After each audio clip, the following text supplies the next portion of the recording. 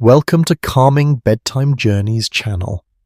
Tonight we step into a world where winter does not simply chill the air but presses itself into your bones, shaping every choice you make. What did it truly feel like to seek warmth in a medieval tavern when the cold outside could quietly threaten your survival? Could a single room filled with strangers really become a refuge strong enough to hold back an entire season? You're about to find out not through distant facts, but by living it moment by moment. So before you settle into the story, take a second to like the video and hit subscribe. And if you feel like sharing, tell me where you are in the world right now and what time it is for you. Now dim the lights.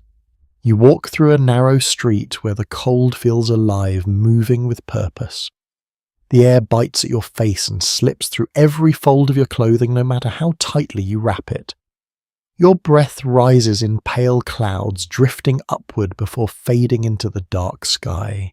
Each step lands on frozen ground that gives a dull, stiff sound beneath your worn boots, as if the earth itself has hardened against you. It is late, though. Time feels uncertain in this kind of cold. The sky above holds a thin scattering of stars, faint and distant, their light softened by a haze that lingers in the winter air. There is no wind at this moment, yet the stillness carries its own weight, pressing quietly against your ears. You can hear your own movement more clearly than you would like. Footsteps echo, distant doors creak. Somewhere far behind you a dog barks once, then falls silent again. You pull your cloak tighter around your shoulders, feeling the rough wool scrape gently against your neck. It offers some protection, though not enough to stop the slow creeping chill that has already settled deep into your arms and legs. A commonly accepted understanding of medieval winters is that insulation depended heavily on layered wool and fur materials that trapped heat but also absorbed moisture, making long exposure uncomfortable and heavy over time. You feel that weight now. It is not unbearable, but it is constant, a quiet reminder that you have been outside longer than your body prefers. Your fingers feel stiff, your movements slightly slower, as if each action must pass through the cold before reaching your muscles. Ahead of you, the street narrows further, the buildings leaning inward as though they are trying to shield one another. Their wooden frames are dark and uneven, their surfaces worn by years of weather and use. Small windows glow faintly in places, though most are dim, their light too weak to reach the street below. Then you notice something different, a stronger glow. It flickers. It huffs. At first, it seems like another window, but as you draw closer, the light grows warmer, more alive. It spills outward in uneven pulses, casting shifting patterns across the frozen ground. The shadows it creates stretch and shrink, bending around doorways and wooden beams. You slow your steps slightly. There is sound now too. Not loud, not overwhelming, but present in a way that cuts through the quiet of the street. A low murmur of voices, layered and indistinct, rises and falls like a distant tide. Beneath it you catch the occasional sharper note, a brief laugh, the clink of something solid against wood, the soft scrape of movement inside. You recognize it before you reach it. A tavern. The doorway stands slightly open, just enough to allow a thin stream of light and warmth to escape into the cold night. The wood of the door is thick and worn, its surface marked by years of use. Iron fittings catch the firelight, glinting faintly as they shift with the door's subtle movement. You pause just outside. For a moment you do nothing. The warmth touches you first, even before you step inside. It brushes lightly against your face, a gentle contrast to the sharp cold that has followed you through the streets. It is not strong enough to fully reach your body yet, but it is enough to promise relief. A small quiet promise. You inhale and the air changes. The clean biting cold is replaced by something heavier, something layered. Smoke faint but steady. Cooked food rich and savoury, damp wool and leather warmed by proximity to fire. It is not entirely pleasant, but it is alive. A lesser-known detail about medieval taverns is that they often served as essential winter shelters for travellers, not just places of leisure. For many, they were the only available spaces where consistent heat, food and company could be found during the harshest months. You can feel that purpose in the air before you even cross the threshold. You place your hand against the door. The wood feels cold where the night has touched it, but warmer closer to the edge where the firelight reaches. You push gently and the door opens with a low, familiar creak that seems to belong to the building itself. The sound carries inward. A few heads turn, though not many. You step inside. The change is immediate, though not overwhelming. The warmth does not surround you all at once, but begins to settle gradually like a slow tide rising around your body. Your skin reacts first, a faint tingling as the cold begins to loosen its hold. You close the door behind you and the outside world disappears. Just like that. The room is larger than you expected, though not by much. The ceiling is low, supported by thick wooden beams darkened by years of smoke. The walls are uneven, their surfaces marked by use rather than decoration. Light comes mostly from a central hearth where a fire burns steadily, its flames rising and falling with a quiet rhythm. Everything moves in that light. Shadows shift across faces, across tables, across the floor. They stretch and contract with each flicker of flame, giving the entire room a sense of quiet motion, even when people remain still. You stand for a moment, letting your eyes adjust. The sound surrounds you now. Voices overlap, forming a soft, constant hum that fills the space without becoming overwhelming. You cannot distinguish every word, but you can sense the patterns of conversation, the rise and fall of tone, the occasional pause that signals listening rather than speaking. It feels different from outside. Contained, human. You take a step forward and the floor responds with a faint creak beneath your weight. The surface is uneven, worn by countless footsteps, its texture slightly rough even through your boots. A few scattered tables fill the space each one occupied, though not crowded beyond comfort. You notice the people, travellers mostly judging by their cloaks and the way they hold themselves. Some sit close to the fire, their bodies angled toward the warmth, their hands extended as if trying to draw the heat closer. Others remain further back, engaged in quiet conversation, their attention divided between each other and the steady presence of the room. A curious observation among historians is that taverns often blurred social boundaries more than other medieval spaces, bringing together individuals who might otherwise never share a room. As you look around, you begin to sense that mixture, though it is subtle rather than obvious. No one greets you directly. No one questions your presence. And yet you are aware of being seen, of being acknowledged in that quiet, indirect way that does not interrupt the flow of the room. You move further inside, drawn gently toward the hearth. The warmth grows stronger with each step, spreading slowly through your body. Your hands begin to loosen, the stiffness fading just enough to allow more natural movement. The air here feels thicker, carrying with it a constant hint of smoke that lingers at the back of your throat. It is not unpleasant, just present. You stop near the edge of the fire's reach, feeling the heat settle across your front while your back still holds traces of the cold. It creates a strange balance, a quiet contrast that reminds you of where you have been and where you are now. You exhale slowly. The night remains outside, waiting, patient and unchanged. But here for now, you are somewhere else entirely. You remain where you are for a quiet moment, letting your body adjust to the change. The warmth does not rush toward you. It arrives slowly, almost cautiously, as if it must negotiate with the cold that still clings to your skin. Your fingers begin to soften, first the stiffness easing just enough to allow a small natural curl. Not fully warm yet, but better. You draw in a slow breath and the air feels heavier than before. It carries layers that do not separate easily. Wood smoke lingers close to the ceiling while the scent of cooked food drifts nearer to where people sit. Beneath both there is something else, a faint dampness rising from cloaks and boots that have carried the outside world indoors. It is a living air. You notice how the heat gathers unevenly. Near the hearth it feels steady and almost comforting, pressing gently against your face and chest. Just a few steps back, the warmth weakens, slipping away as it meets the cooler edges of the room. A widely accepted understanding of medieval interiors is that heating relied entirely on open fires, which created strong temperature contrast within a single sip. You can feel that contrast clearly. Your front warm. Your back remains cool. The balance shifts slowly as you stand, your body quietly deciding how to respond. You move one step closer to the fire, not abruptly, but with the natural instinct of someone seeking comfort without drawing attention.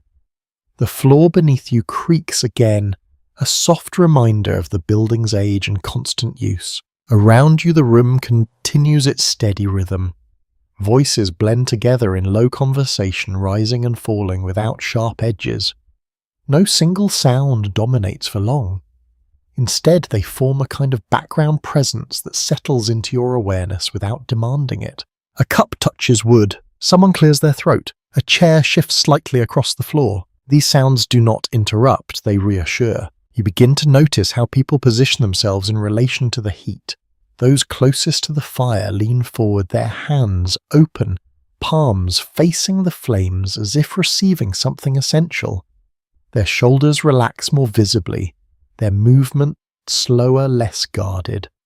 Further back, others sit upright, wrapped more tightly in their cloaks, conserving what warmth they already have. Heat shapes behavior, quietly but completely. A lesser-known detail about taverns during harsh winters is that proximity to the hearth often influenced social dynamics, with the warmest spots subtly claimed by those who arrived earlier or held a certain confidence.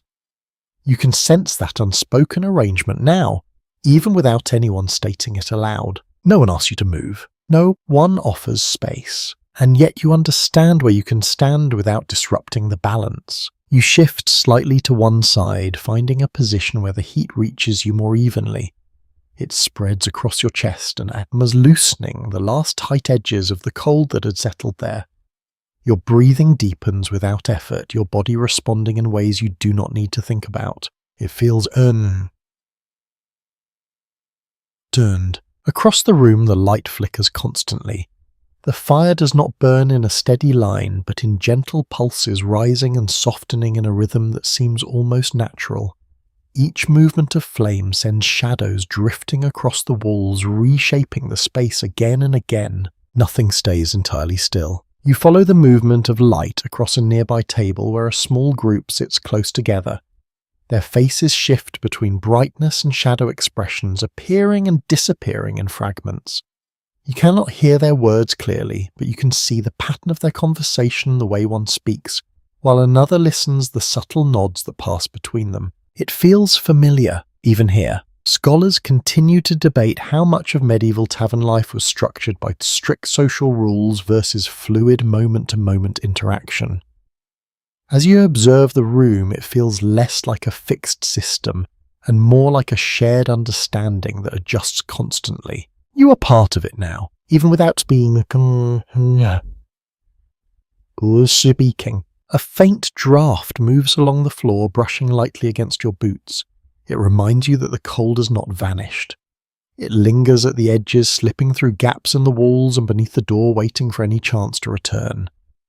You feel it most clearly near your feet, where the warmth struggles to reach. You shift your weight. The sensation fades slightly. Nearby, someone extends their hands closer to the fire, turning them slowly as if warming each side in turn.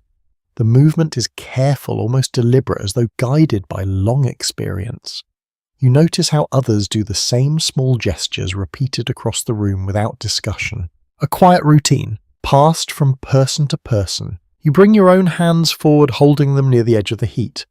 The warmth touches your skin more directly now, creating a soft contrast against the lingering chill beneath. It does not burn or overwhelm, it simply exists steady and reliable. For a moment you close your eyes. The sounds continue around you unchanged. The low murmur of voices, the occasional movement of wood in the fire, the subtle shift of bodies settling into comfort. Without the visual distractions, the room feels even more unified, as if everything is part of a single continuous presence. You open your eyes again slowly. Nothing has changed, and yet something has. Your body no longer resists the space.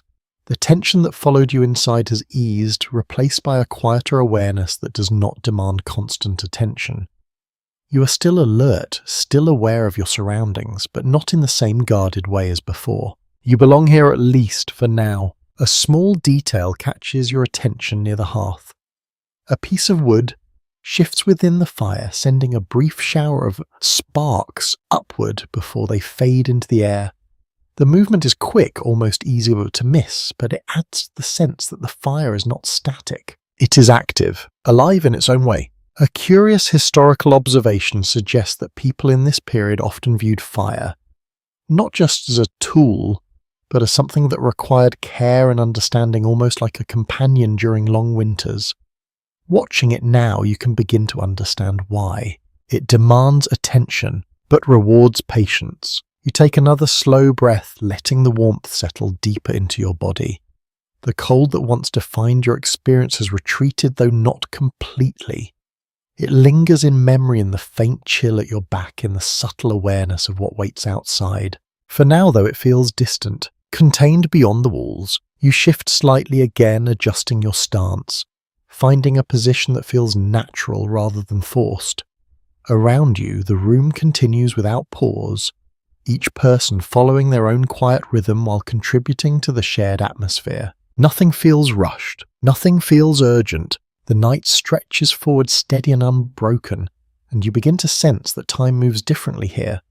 Not in measured hours or precise moments, but in gradual changes in the slow shifting of warmth, light, and presence. You remain near the fire, no longer just an observer, but part of the space itself, and the cold for now waits outside. You remain close to the fire, drawn not only by its warmth, but by the quiet gravity it holds over the room. The hearth is not simply a feature here. It is the centre around which everything arranges itself, whether people notice it or not. You begin to understand that nothing in this space exists independently of it. The flames move steadily, never still. You watch as a log settles deeper into the embers, its surface glowing in soft shades of orange and red. The heat radiates outward in gentle waves, reaching your face and hands with a consistency that feels almost reassuring. Behind you, the air remains cooler, but the contrast is less sharp now than when you first entered. Your body has adapted gradually. A widely accepted view of medieval life is that the hearth served as the core of both domestic and public spaces, providing not only heat but also a place for cooking, gathering, and even decision-making. Standing here, you feel how that function extends beyond practicality. The fire shapes attention. It draws eyes, anchors movement, and gives the room a sense of shared focus. You notice how people orient themselves to where they do, even when engaged in conversation. Their bodies angle slightly inward as their gestures unconsciously directed toward the source of warmth. It is subtle but consistent enough to form a pattern. Nothing feels random. You take another small step closer, careful not to intrude on those already seated nearby. The warmth strengthens, pressing gently against your clothing and beginning to reach deeper layers beneath. Your shoulders relax without effort, and the lingering tension from the cold night softens further. Not completely gone, but fading. The sound of the fire becomes clearer at this distance. It is not loud, but it carries a steady presence, a quiet crackling that rises and falls as the wood shifts and burns. Occasionally a sharper pop breaks through, sending a small burst of sparks upward before they disappear into the dim air above. You watch one of those sparks. It vanishes quickly. Nearby, a figure leans forward, adjusting a piece of wood with a simple iron tool. The motion is practiced, almost instinctive, as though they have done it countless times before. They shift the log slightly, ensuring it catches the flame more evenly, then withdraw their hand without lingering. A small act, but essential. A lesser-known detail about taverns in colder regions is that maintaining the fire was often a continuous task, requiring attention throughout the night to keep the space habitable.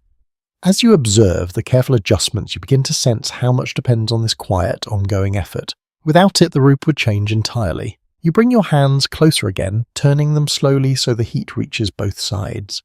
The sensation is steady, almost rhythmic, as if your body is aligning itself with the pace of the fire. You feel warmth seep into your fingers, restoring a flexibility that had been lost to the cold. It feels simple, but meaningful. Around the hearth, the arrangement of people reveals itself more clearly.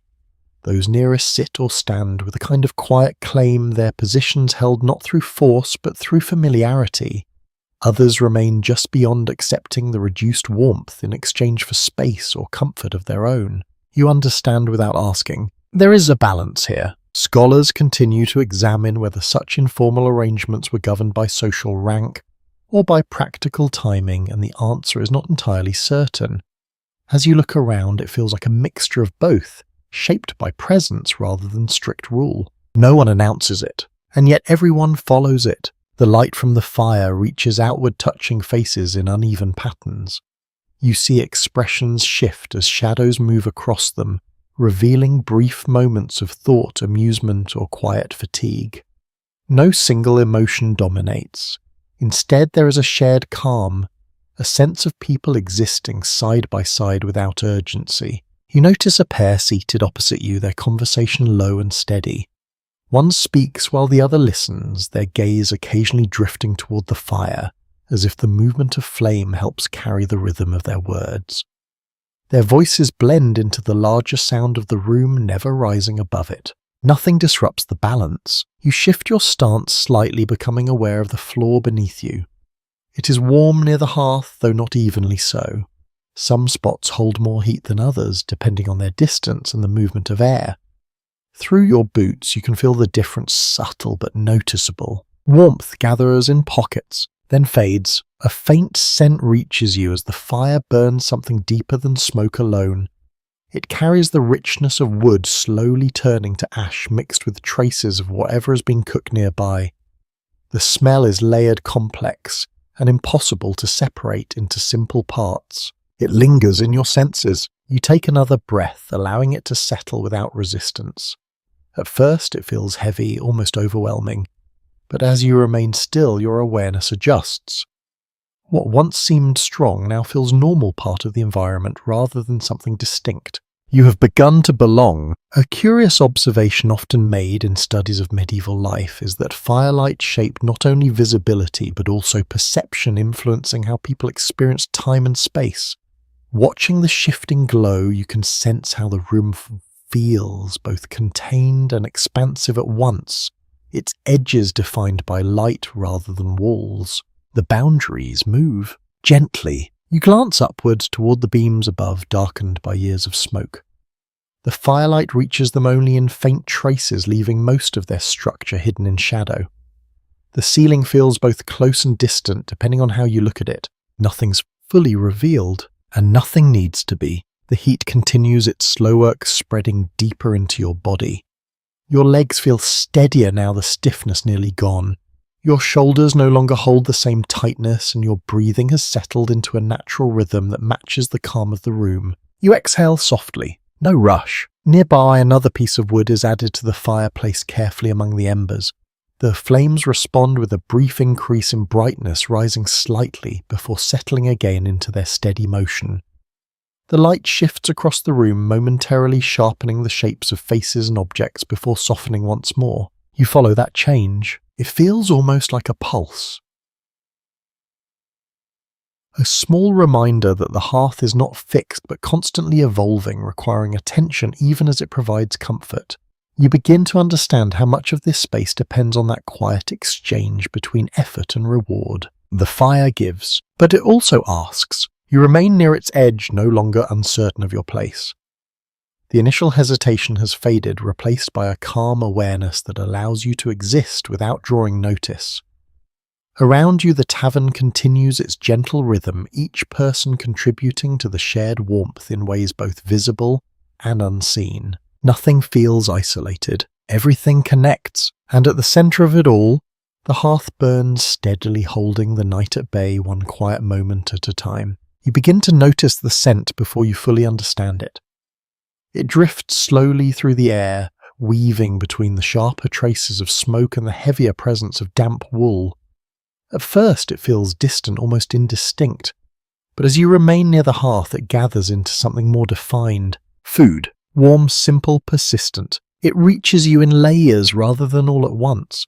A rich, savoury note comes first, thick and grounding, suggesting something that has been simmering for a long time. Beneath it, a softer smell follows, faintly sweet perhaps from grains or root vegetables, softened by heat. The combination settles into the air, not overwhelming but impossible to ignore. You inhale slowly, It feels comforting. Nearby, a wooden table holds several rough bowls, their surfaces worn smooth from repeated use. Steam rises gently from one of them, curling upward before dissolving into the dim space above. The movement is slow and steady, almost hypnotic, as if the food itself is breathing quietly in the warmth. You watch the steam. It disappears without effort. A commonly recognized detail about winter diets in medieval Europe is that meals often relied on thick stews made from whatever ingredients could be preserved through the colder months. Fresh produce was limited, so people turned to grains, dried legumes, salted meats, and hardy vegetables that could endure storage. As you take in the scent around you, it becomes clear how such meals were not only practical but necessary. They carry warmth from within. You shift slightly and the smell changes again. This time it is sharper, more distinct. Ale. It lingers in the air with a mild bitterness softened by the warmth of the room. The scent is not unpleasant. Instead, it blends into everything else, forming part of the tavern's identity rather than standing apart. A cup is lifted nearby. Liquid moves. You hear the faint sound as someone takes a drink, followed by a quiet exhale that suggests relief more than enjoyment. A lesser-known observation from historical records is that ale was often consumed daily, even in modest quantities, as a safer alternative to untreated water. Its presence here is constant, not indulgent. Expected. You glance toward the source of the food, noticing a figure moving carefully between the hearth and a small working space along the wall. Their hands are steady, their movements efficient as they tend to a pot suspended over the fire. The contents shift slowly with each stir, releasing another wave of scent into the room. The smell deepens. It spreads. You feel your awareness drawn toward it, not out of hunger alone, but out of curiosity.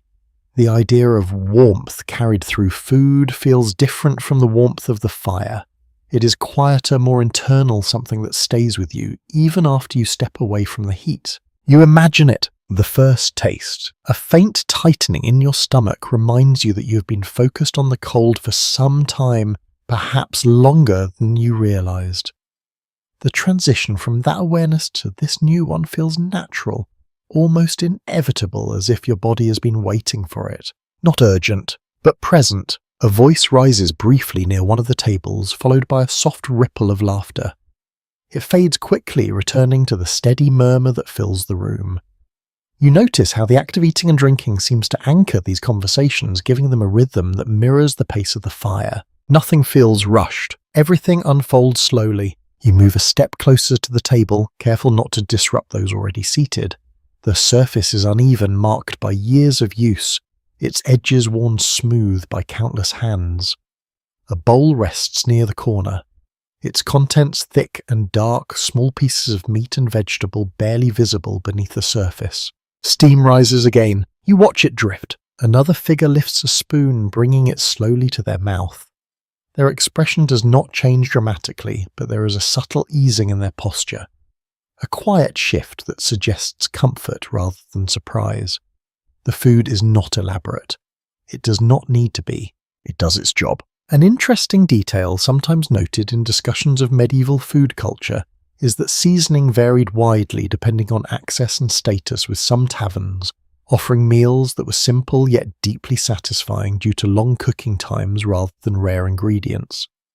As you observe the bowl before you, you begin to understand how time itself becomes part of the flavour. Slow cooking, slow living, the scent of bread reaches you next, faint but distinct.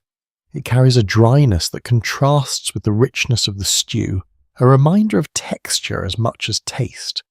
You notice a small loaf resting beside another bowl, its crust firm, its interior likely dense and filling. You can almost feel it, solid in your hand. The combination of smells creates a kind of quiet fullness, as though the room itself is nourished by what it contains. Smoke, food, drink, and human presence blend together in a way that feels complete rather than cluttered. Nothing stands alone. Everything contributes. You take another breath, letting the scents settle into your awareness without resistance. At first, they seemed layered and separate.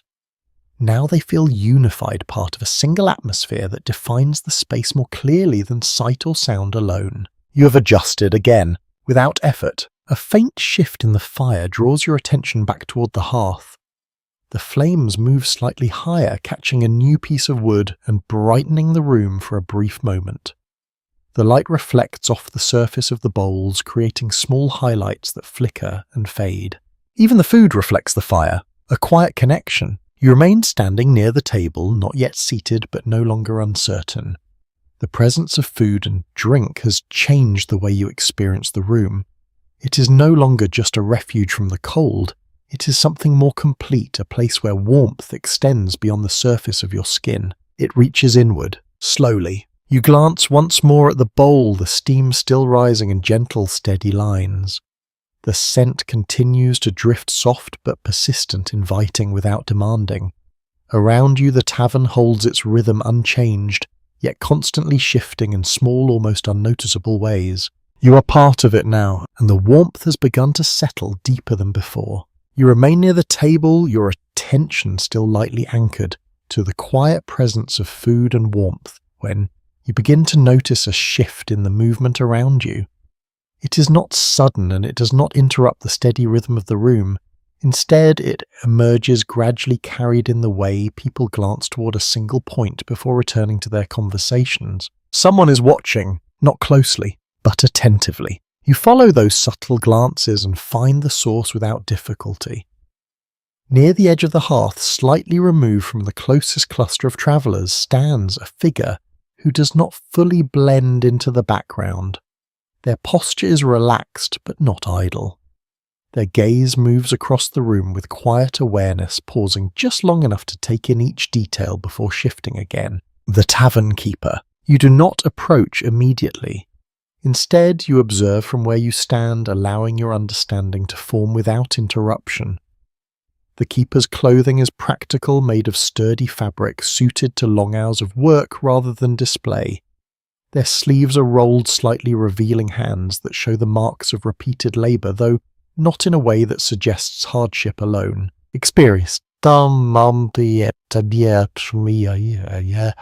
Experienced hands, steady and controlled. A broadly accepted insight into medieval tavern life is that the keeper's role extended far beyond serving food and drink. They managed supplies, maintained order, oversaw the fire, and balanced the needs of travellers with the realities of limited resources. Watching now, you begin to see how all of those responsibilities exist at once, woven into a single presence. Nothing is separated. Everything connects through them. The keeper moves slowly across the room, not in a straight line, but in a pattern, shaped by necessity. They pause near one table, exchanging a few quiet words, then continue toward another, adjusting a cup or shifting a small object without drawing attention. Each action is brief, efficient, and purposeful. No wasted movement, no hesitation. You notice how others respond. A slight nod here, a brief pause in conversation there. No one speaks loudly when the keeper passes, though no rule has been stated. It feels like an understanding that has settled over time, shaped by repetition rather than instruction. You feel it too, without being told. A curious detail sometimes mentioned in historical discussions is that tavern keepers often held a unique position within their communities, acting as both hosts and informal authorities within their spaces. As you watch, that balance becomes visible, not through force, but through quiet consistency. They are present, always. You take a step forward, closing the distance slightly, though still remaining at the edge of interaction. The keeper turns their attention toward you for a brief moment, their gaze steady but not intrusive. It lingers just long enough to acknowledge your presence, then shifts again, allowing you the space to decide your next move. No pressure, just awareness. The firelight catches the side of their face as they move, revealing subtle lines that speak more of time than age. Their expression remains neutral, though not unfriendly. It carries the calm of someone accustomed to observing more than reacting, to maintaining balance rather than seeking control. You consider approaching, then wait. The moment stretches quietly, giving you time to notice more. The keeper pauses near the hearth, adjusting a piece of wood with the same careful motion you observed earlier. The flames respond, rising slightly before settling back into their steady rhythm. The light shifts across the room, touching faces and surfaces in a soft moving pattern. They understand the fire as well as the people. A lesser-known aspect of tavern life during winter months is that keepers often needed to ration supplies carefully, ensuring that food, drink and fuel lasted through uncertain conditions. As you watch the measured way they move, you begin to sense that kind of calculation beneath each action. Nothing is random, everything is considered. You take another small step forward, feeling the warmth from the hearth follow you, though more gently now. The air near the keeper carries a slightly different scent, still shaped by smoke and food, but with a faint trace of something else. Perhaps spices or the lingering aroma of stored goods. It is subtle, but distinct. The keeper turns again, this time facing you more directly. Their gaze meets yours, steady and calm, holding for a moment that feels neither long nor short. It is enough to establish connection, but not enough to demand response. You feel seen, without being judged. You incline your head slightly, a small gesture that feels natural in the moment. The keeper returns it with equal simplicity, then gestures toward the nearby table with an open hand. The motion is quiet, almost minimal, yet clear in its meaning. You are welcome. Here. You move toward the indicated space, your steps steady, guided more by instinct than thought. The table feels less distant now, less uncertain. As you approach, the sounds of the room continue unchanged, the steady murmur of voices and the soft movements of those around you, forming a constant backdrop. Nothing shifts dramatically, but something has opened. You reach the table and rest your hand lightly on its surface, feeling the worn texture beneath your fingers. The wood is warm from the nearby fire, though not evenly, so its surface holding traces of countless interactions that have shaped it over time. A place shared, repeatedly. Behind you, the keeper has already turned away, their attention moving to another part of the room. There is no lingering, no need to oversee your next action. Their role is not to control, but to maintain the flow, to ensure that each part of the space continues to function as it should. You understand that now, without explanation. The fire continues to burn, the food continues to scent the air, and the people continue their quiet exchanges. At the center of it all, the keeper moves with steady purpose, connecting each element without drawing attention to the effort required. You settle into your place at the table, the warmth of the room now fully surrounding you both outside and within. And for the first time since entering, you feel not like a visitor, but like a participant in something quietly sustained. You remain at the table, your hand still resting lightly on the worn surface as your awareness begins to shift from the warmth of the fire to the presence of those around you. The space no longer feels undefined. It has shape now formed by people as much as by wood and flame. You notice the distance between bodies, not large, but intentional. The table is shared, yet not crowded beyond a certain point. Each person occupies a small area that feels quietly respected even without clear boundaries.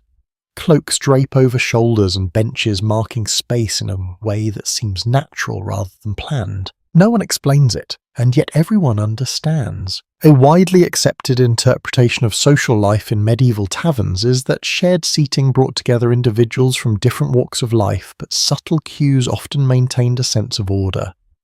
As you sit here, you begin to recognize those cues not as strict rules, but as habits shaped over time. They guide behavior. Without effort, across from you, a traveller adjusts their positions and slightly shifting their cloak to create more room along the bench. The movement is small, almost unnoticeable, yet it signals an awareness of your presence. There is no invitation spoken aloud, but the space becomes available. You take it, carefully. You lower yourself onto the bench, feeling the wood beneath you. It is firm and uneven, shaped by years of use rather than designed for comfort. The warmth from the hearth reaches here, though, more gently, creating a steady but moderate heat that settles into your clothing. You sit still for a moment, letting the positions settle. The sounds of the room feel different now that you are seated. They are closer, more defined, though still blended into a continuous flow. Voices rise and fall around you, forming small clusters of conversation that overlap without conflict. A sentence begins, another fades. Nothing demands attention for long. To your left, two figures speak in low tones, their words indistinct but their rhythm clear. One leans slightly forward, their hands resting near a cup, while the other sits back, listening with a quiet focus that does not need to be exaggerated. You sense familiarity between them, not necessarily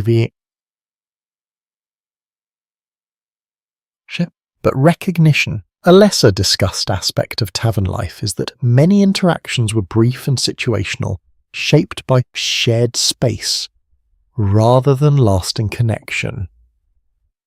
As you observe, it becomes clear that not every conversation here is meant to extend beyond the moment. Some are temporary, and that is enough. You adjust your posture slightly, becoming aware of how your own presence fits into the arrangement. Your cloak brushes lightly against the bench, and you pull it closer both for warmth and to keep it from overlapping too far into another's space. The gesture feels instinctive, almost automatic. A small movement draws your attention to the far side of the table where another traveller reaches for a piece of bread. Their motion is slow and deliberate, careful not to disturb the bowl beside it. They break off a portion and return the rest without comment, maintaining the quiet balance of shared resources. Nothing is taken without thought. Even simple acts carry awareness. Some researchers suggest that such shared dining spaces required a constant negotiation of personal and communal needs, though not always consciously recognized by those involved. As you watch the exchange, it feels less like negotiation and more like a rhythm learned through repetition. You begin to follow that rhythm. Without effort, a cup rests near your hand, empty but positioned as though it belongs there. You glance toward it briefly, then toward the keeper across the room, who continues their steady movement between tasks. There is no immediate exchange, no rush to fill the space with action. Time stretches. Gently, you become aware of the way people hold themselves at the table. Some sit upright, their attention divided between conversation and the room itself. Others lean slightly inward, drawn by the warmth and the shared presence of those nearby. A few remain more withdrawn, their focus turned inward even as they occupy the same space. Each position feels valid, each one accepted. A subtle shift in the firelight casts new shadows across the table, momentarily highlighting the texture of the wood and the shapes of the objects resting upon it. The bowl, the bread, the cup each one takes on a brief clarity before returning to a softer definition. The light changes everything. Quietly, you rest your hands on the table, feeling its warmth through your fingers. The surface holds a faint roughness, not enough to be uncomfortable, but enough to remind you of its history. This table has supported countless moments like this, each one adding to its worn, steady presence. You are part of that now, even if only for a night. A faint draft moves through the room, again less noticeable than before, but still present. It brushes lightly against your side, reminding you that the outside world has not disappeared entirely. The warmth holds, but it does not fully seal the space. There are always edges, even in comfort. You shift slightly closer to the table, reducing the space between you and its warmth. The movement is small, but it aligns you more closely with the shared center of the room where heat, light, and human presence intersect. It feels natural. Right. Across from you, the traveller who made space earlier glances up briefly, their gaze meeting yours for just a moment before returning to their own thoughts. The exchange is quiet, almost imperceptible, yet it carries a sense of acknowledgement that does not require words. You're both here. That is enough. The murmur of voices continues, the fire burns steadily, and the scent of food lingers in the air. Around you, the tavern holds its balance shaped by countless small decisions that no one speaks aloud, but everyone follows. You settle more fully into your seat, your body now aligned with the rhythm of the room. And for the first time, the shared space feels not unfamiliar, but quietly understood. You remain seated, your posture settled into the quiet rhythm of the table when a new awareness begins to form. It is not the warmth this time, nor the shifting light, but something more immediate. The presence of food moves from scent into experience, from observation into participation. A bowl is placed before you. Gently. The movement is almost silent, yet it draws your full attention. The surface of the stew ripples slightly from the motion, then returns to stillness.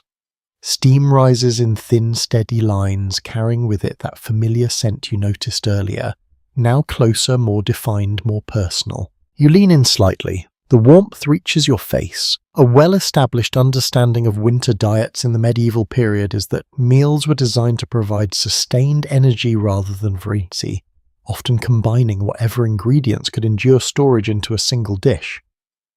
As you look into the bowl, you can see that principle made real. Nothing wasted, everything used. The stew is thick, its texture shaped by long cooking rather than delicate preparation.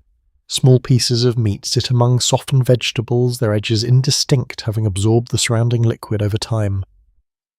The surface glistens faintly in the firelight, reflecting the slow movement of flame. You lift the spoon carefully. The weight feels solid in your hand, the metal slightly warm from the air around it. You pause for a brief moment, watching a small drop fall back into the bowl, then bring the spoon toward you. The first taste is simple, but steady. The heat spreads quickly, moving from your mouth down into your chest, carrying a quiet sense of relief with it. The flavour is not sharp or complex, but it does not need to be. It is grounded, consistent, shaped more by time than by variety. You take another spoonful, this time without hesitation. A lesser noted aspect of medieval cooking is that a flavour often developed through long simmering rather than elaborate seasoning, allowing ingredients to blend slowly into a unified taste. As you continue, you begin to notice that unity, the way each part supports the others without standing apart. It feels complete, in its own way. Beside the bowl, a piece of bread rests where it has been placed. You reach for it, feeling the firm crust beneath your fingers. It resists slightly as you break it, revealing a dense interior that holds its shape rather than crumbling. You bring it to the stew. Let it absorb. The bread softens at the edges, drawing in the liquid before you lift it again. The texture changes as you bite into it, firm, giving way to something warmer, more yielding. It complements the stew without altering it, adding substance rather than distraction. You chew slowly. There is no rush. Nearby others eat in much the same way, their movements unhurried, their attention divided between food and the quiet presence of the room. No one speaks loudly. Conversation continues, but it bends gently around the act of eating, never interrupting it. The rhythm remains steady. Some historical accounts suggest that during colder months, meals like this served as both nourishment and a form of quiet stability, offering a predictable structure in an otherwise uncertain environment. As you sit here, you begin to feel that stability not as an idea, but as a physical experience. The warmth stays with you. It lingers. You take another sip from the bowl, noticing how the heat feels different now. It is no longer a contrast to the cold, but something that builds upon itself, deepening with each moment. Your hands feel steadier, your breathing more even, your awareness less focused on discomfort. You have adjusted again, without effort. Across the table, someone lifts their cup, taking a slow drink before setting it down with a soft sound. The scent of ale drifts briefly through the air, blending with the food in a way that feels familiar now rather than distinct. Everything merges, nothing competes. You glance down at the bowl once more, noticing how the steam has begun to lessen slightly. The surface remains warm, but the intensity has softened, shifting from immediate heat to a more sustained warmth. Time is passing, quietly. You continue eating, each movement measured, each moment extending just enough to avoid interruption. The act itself becomes part of the larger rhythm of the tavern, neither separate nor dominant, simply one element among many. A brief pause, then another bite. The firelight flickers again, casting a soft glow across the table. The bowl reflects it faintly, the surface catching light in small shifting patterns that echo the movement of the flames. Even here, at the level of food and touch, the hearth remains present. Always connected, you take a final piece of bread, letting it rest in the remaining stew before lifting it once more. The texture is softer. Now the edges fully absorb, the distinction between bread and broth nearly gone. It feels complete, satisfied. You set the spoon down gently, the sound barely noticeable against the quiet murmur of the room. Your hands rest near the bowl, still warm, still steady, no longer carrying the stiffness that marked your arrival. The change is clear, but subtle. You lean back slightly, allowing the warmth to settle deeper into your body. The food has done its work, not dramatically but effectively reinforcing the sense of shelter that the tavern provides, not just from the outside, but from within. Around you, the same quiet patterns continue. Others eat, drink, speak, or simply sit, each contributing to the shared presence of the room without disrupting it. Nothing feels excessive, nothing feels lacking. You remain there, your place at the table, now fully established, your body aligned with the slow, steady rhythm of the night. And the warmth, once distant, now feels like something you carry with you. You sit quietly after finishing your meal, your hand still resting near the bowl when your attention shifts toward the cup beside it. It has been there the entire time, unnoticed in its stillness, yet now it feels more present, almost expectant. You reach for it, slowly. The surface is slightly rough beneath your fingers, shaped by use rather than refinement. As you lift it, a faint scent rises to meet you, familiar from the air around the room, but now more concentrated. Oil, mild, earthy, and quietly inviting. You pause for a moment, just observing. A broadly recognised feature of daily life in the medieval period is that ale was not reserved for special occasions, but consumed regularly, often in place of water, that could not always be trusted. The drink you hold is part of that pattern, not indulgence, but routine. You bring the cup closer. The warmth is subtle. Unlike the fire or the stew, it does not radiate strongly, but it carries a gentle heat enough to be felt as you hold it. The liquid inside moves slightly with your motion, catching the firelight in a muted glow. You take a small sip. The taste is softer than you expect. There is a faint bitterness at first, followed by a mild sweetness that settles quickly. It is not sharp or overbearing. Instead, it feels rounded, balanced in a way that does not demand attention. You swallow. The warmth follows. It spreads slowly, not as immediate as food, but more gradual, reaching deeper as it moves. You feel it settle somewhere within, not replacing the warmth already there, but adding to it in a quieter, more sustained way. You take another sip, without thinking. A lesser discussed observation in historical accounts is that ale often varied widely in strength, with many versions being relatively light, allowing for steady consumption without overwhelming effect. As you continue, you begin to sense that this drink is not meant to alter you dramatically. It supports rather than transforms. Around you, others engage in the same quiet ritual. Cups are lifted, sipped from, and returned to the table in unhurried cycles. No one drinks quickly. No one seems focused on the act itself. It blends into the rhythm of the room, just another layer of shared experience. The motion repeats, calm and steady. You become aware of how the drink interacts with your body. There is no sudden shift, no noticeable change in clarity or awareness. Instead, there is a gentle easing, a softening of edges that were already beginning to relax. Tension loosens, slightly. Some interpretations of medieval tavern culture suggest that ale played an important role in easing social interaction, not through excess, but through familiarity and comfort. As you sit here, you begin to feel that effect, subtle and unforced. The space feels easier, more open. You rest the cup briefly on the table, your fingers still wrapped around it. The wood beneath holds a faint warmth, and you notice how the cup leaves a small damp mark where it touches the surface. A simple detail, but real. Across from you, a traveller leans forward, their cup raised as they speak quietly to someone beside them. Their voice carries a slightly softer tone than before, not altered in content but in cadence. The conversation flows more easily, pauses filling with presence rather than hesitation. You observe without intruding. The moment holds.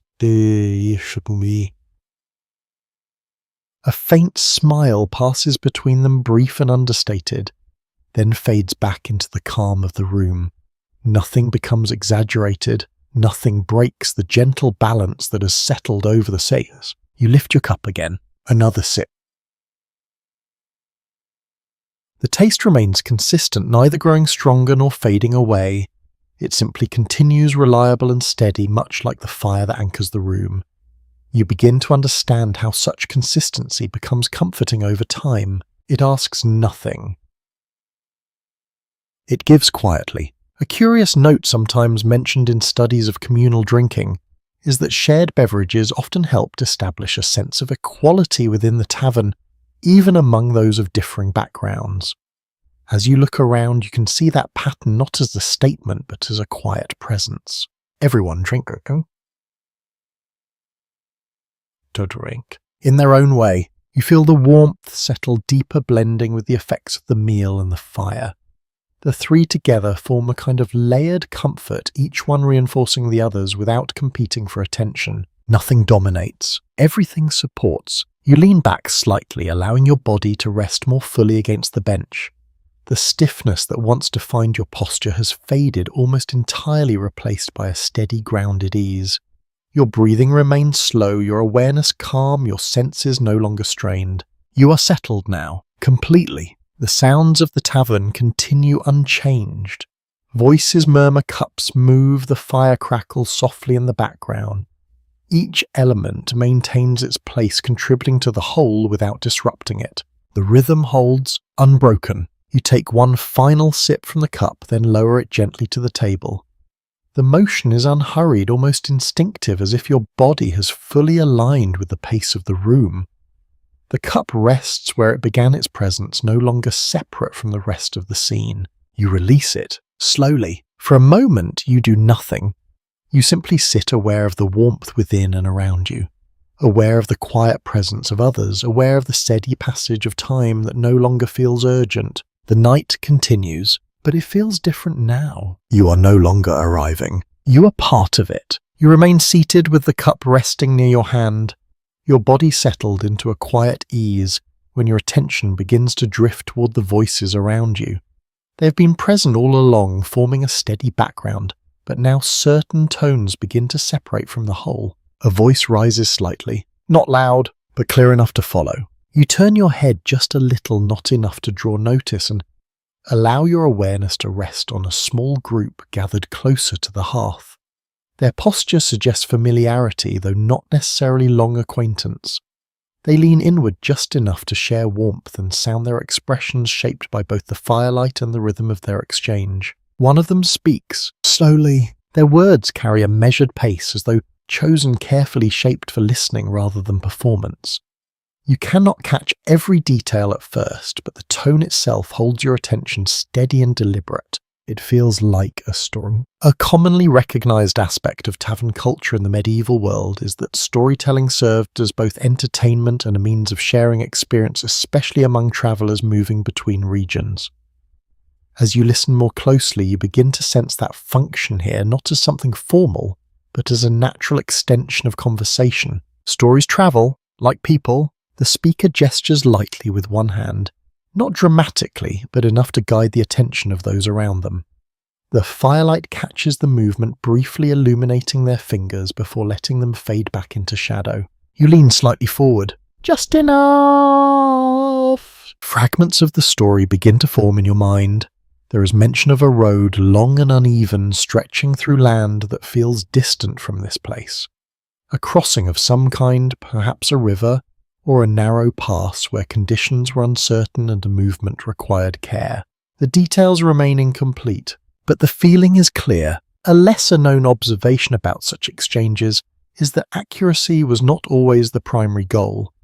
Stories often shifted with each telling, shaped by memory interpretation and the desire to hold attention.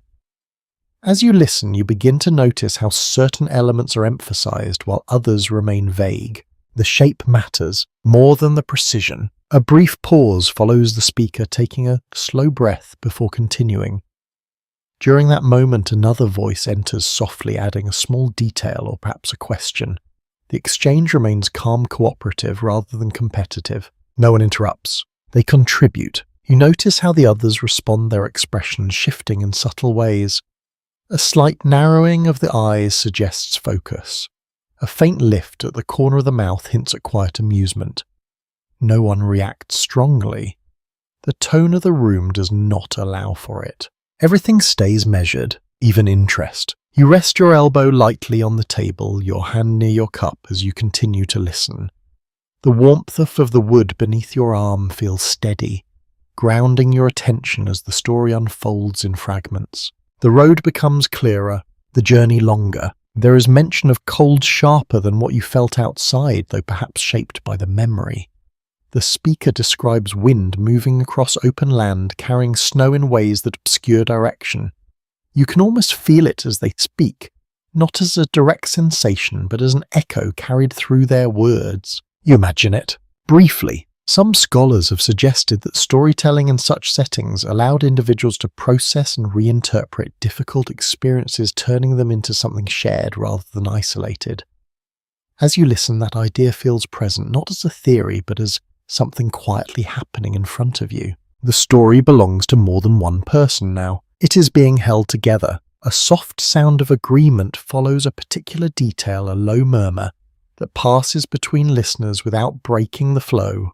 The speaker continues, their voice steady, never rising too far above the surrounding hum of the tavern. It blends, yet stands apart. You notice how the fire responds as the story continues, its light shifting across the group in a slow, constant motion.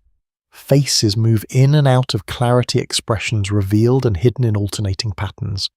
It adds a sense of movement to the moment, even as everyone remains seated. The room breathes through light. You take a slow breath of your own, the scent of smoke and food still present now, mixed with the quiet energy of shared attention. The act of listening has become its own kind of participation, requiring no words, no gestures, only presence. You remain still and attentive. The story begins to move toward its end, though not in a way that feels abrupt. The speaker's pace shifts slightly, their sentences becoming shorter, more contained. The details narrow, focusing on a single moment rather than a broad stretch of time. A crossing completed, a place reached. The resolution is simple, almost understated, yet it carries a quiet sense of completion that settles over the group. No dramatic reaction follows. Instead, there is a brief silence, a shared pause that acknowledges the end without needing to mark it. Then the murmuring returns. Gradually, a curious detail sometimes noted in historical accounts is that stories in such environments often ended without formal conclusion, blending back into conversation as though they had always been part of it. As you observe this transition, it feels seamless, natural, without any sense of interruption. The story dissolves into the room. You lean back slightly, allowing your attention to widen again, taking in the full space rather than a single group.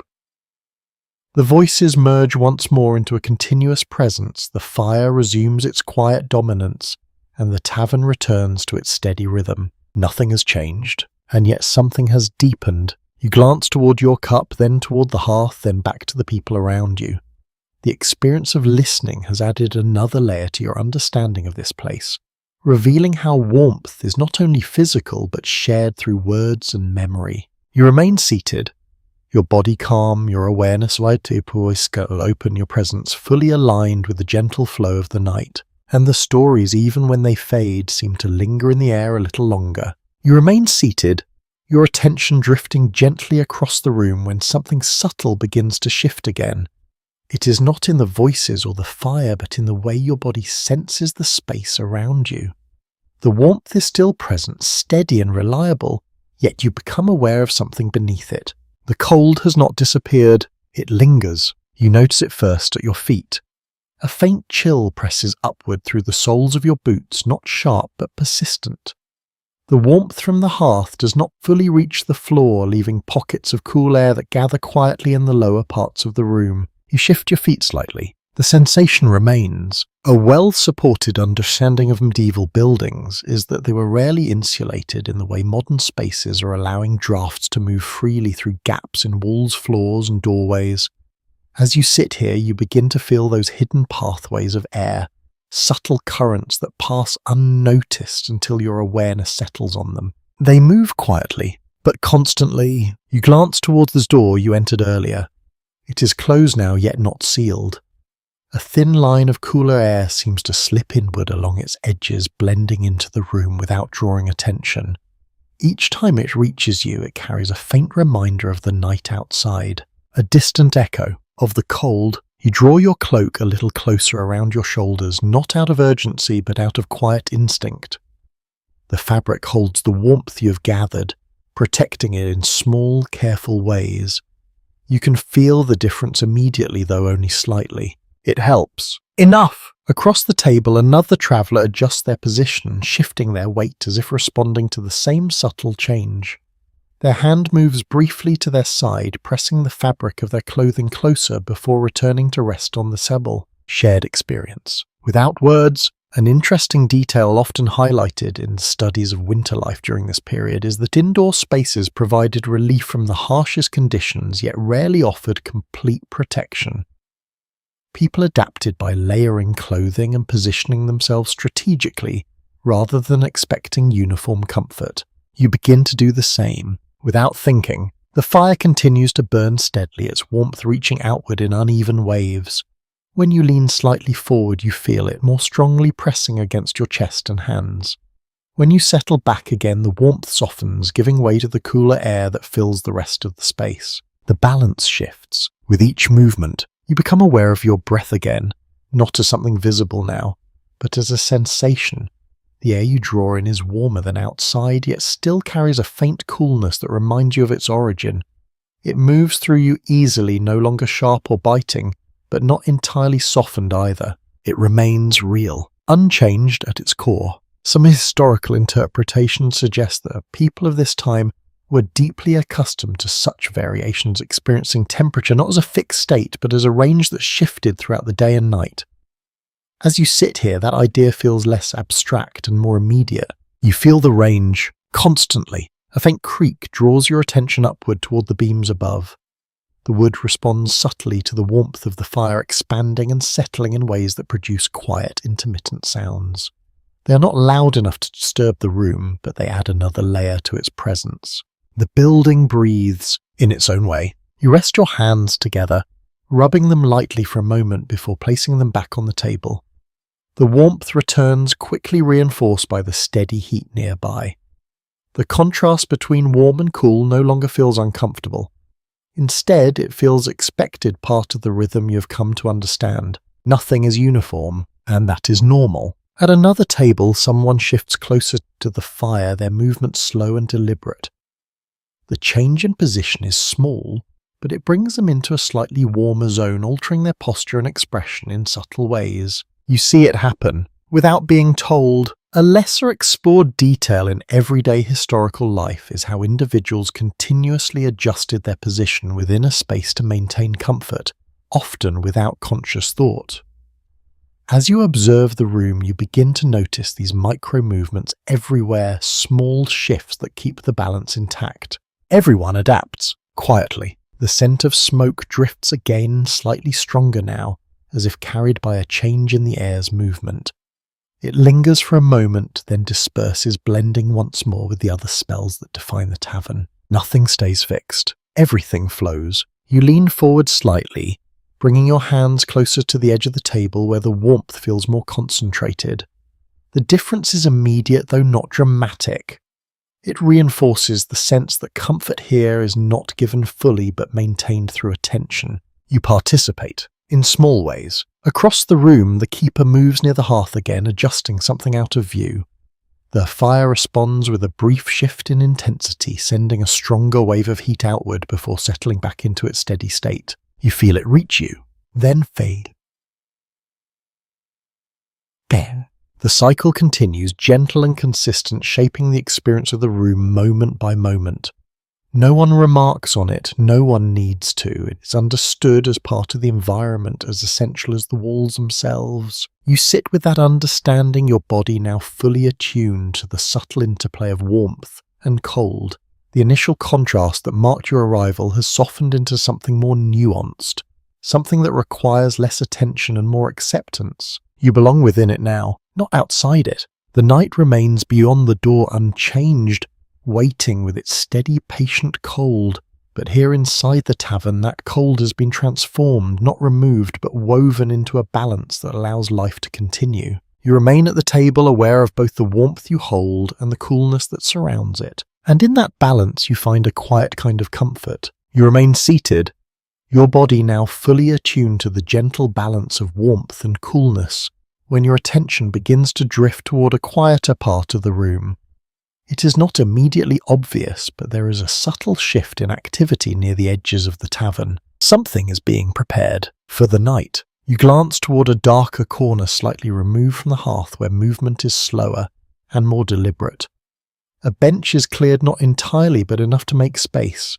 A bundle of cloth is unfolded and spread across the surface, its texture thick and uneven, shaped more for use than comfort. You watch quietly. No one announces it. A commonly accepted understanding of medieval taverns is that sleeping arrangements were often shared and improvised, especially during colder months when travellers sought shelter wherever it could be found. As you observe the space being adjusted, you begin to see how that reality takes form. It is not separate. It is part of the same room. A figure nearby removes their cloak and shakes it gently, loosening the stiffness that the cold has left behind. They fold it once then again, placing it carefully along the bench as a makeshift layer between themselves and the wood. A simple preparation, but intentional. You notice others beginning to do the same. Not all at once and not in a coordinated way, but gradually as if responding to an unspoken signal. A chair is turned slightly. A table is shifted just enough to create more space. A small corner of the floor is cleared, leaving room for someone to settle there. The room changes, quietly. A lesser-known detail in descriptions of tavern life is that privacy was often limited or non-existent, with travellers resting in close proximity to one another, separated more by habit than by physical barriers. As you watch these arrangements take shape, you begin to understand how such closeness becomes normal. It is accepted. Without question, you shift your gaze toward the bench where the cloth has been laid. Its surface is not inviting in the way a bed might be, but it offers something more important in this moment: shelter from the cold. A person lowers themselves onto it, slowly testing the position before settling more fully.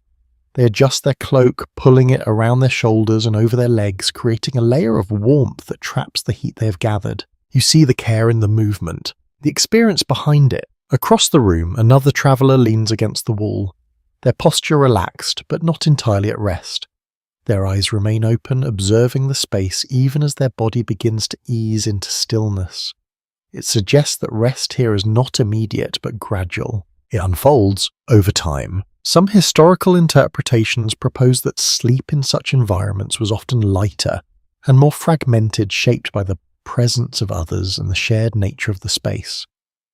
As you look around, that idea feels present not as a disruption, but as a different kind of rhythm. Rest exists, but not in isolation. You become aware of your own position at the table. The bench beneath you could serve the same purpose if needed. Its surface is firm, its warmth moderate, its place within the room, offering both proximities to the fire and distance from the door. You consider it briefly. Nearby, a small pile of belongings is gathered and arranged with care. A bag is placed within reach. A cup is set aside. A piece of cloth is folded and positioned to serve as a cushion or covering. Each item finds its place not through instruction, but through familiarity. Nothing is random. Everything serves a function. The sounds of the tavern begin to shift as well. The murmur of conversation softens, not disappearing, but lowering in intensity.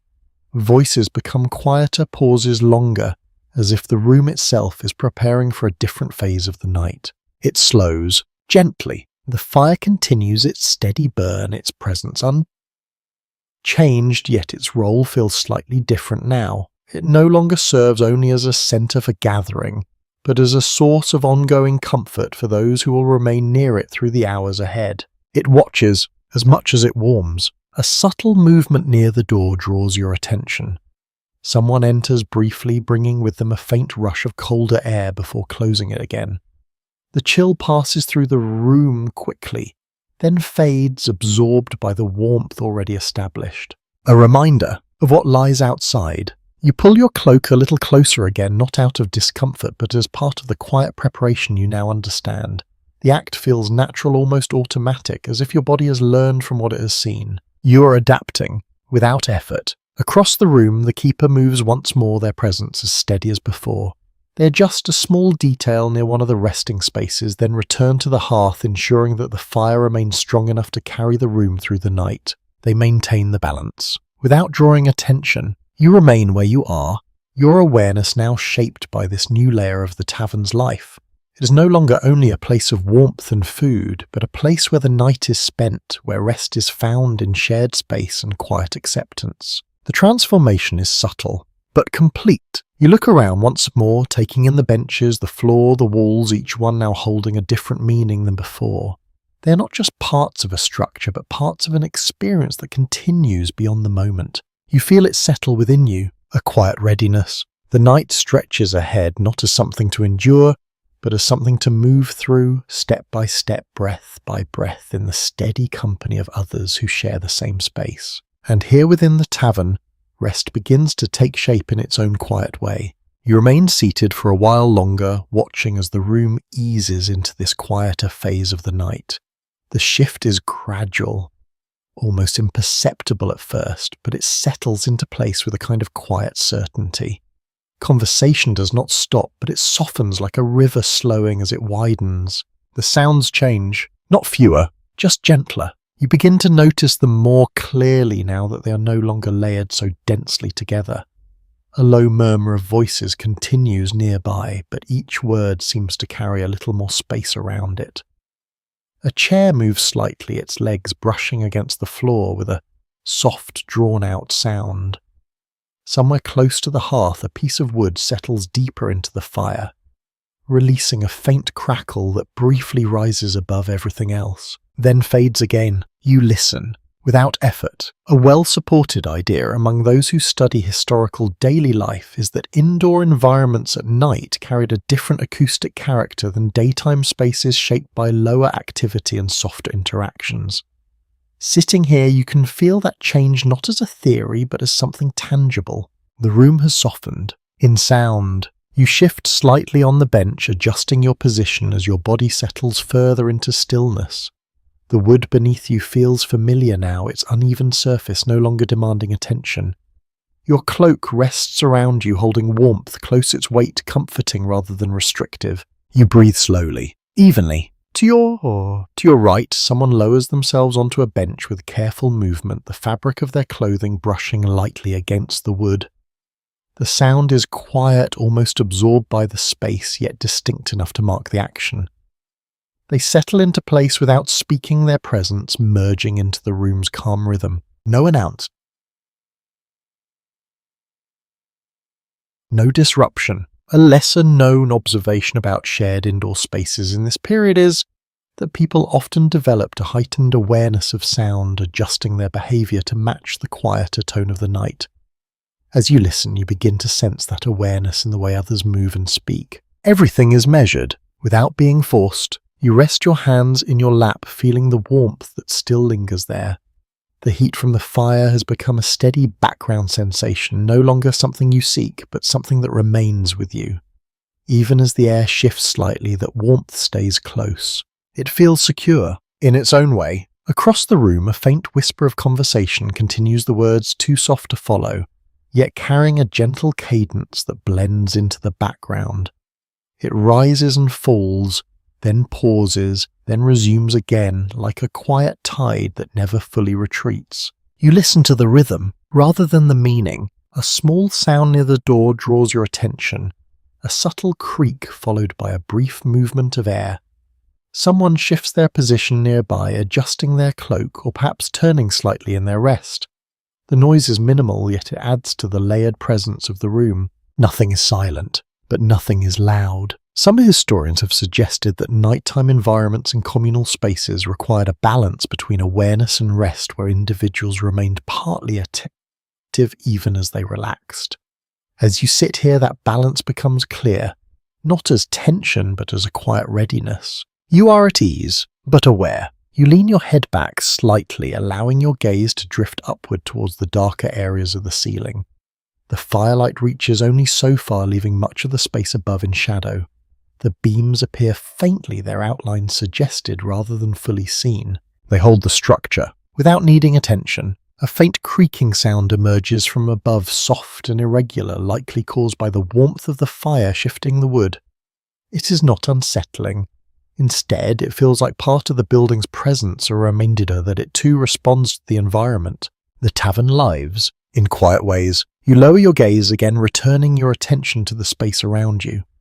The fire continues its steady movement, casting light that now feels softer, less sharp than before. The shadows it creates move more slowly, or perhaps you're simply noticing them differently now. Time feels different, less defined. A curious detail occasionally mentioned in studies of pre-industrial life is that the absence of artificial lighting often shaped how people experienced the passage of time with darkness, encouraging a slower, more reflective pace.